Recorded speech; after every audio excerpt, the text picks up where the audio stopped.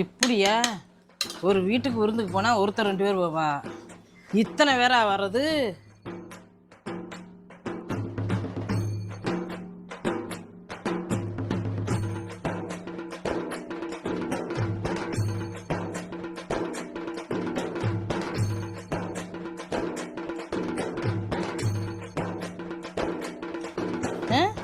இத்தனை பேர்த்துக்கு எப்படி தான் சோறு வடிக்கிறது, கறி எடுக்கிறது? அது கறி எடுத்து குழம்பு வைக்கவா?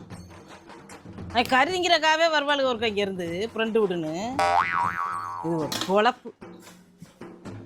நானுந்தேன் புள்ள பார்த்தேன், என் மக்களுந்தேன் போனாங்க ஃப்ரெண்டு விடுன்னு சொல்லிட்டு. அவன் மட்டும்தான் போயிட்டு அழகாக போயிட்டு வருவேன். 50 பேர் வராங்களாம். 50 பேருக்கு நான் முடியாத கத்தியாத்த முடியுமா? ராமேஸ்வரத்துக்கு ட்ரிப்பு போகிறாளுலாம் போக வேண்டியானே நேரம்.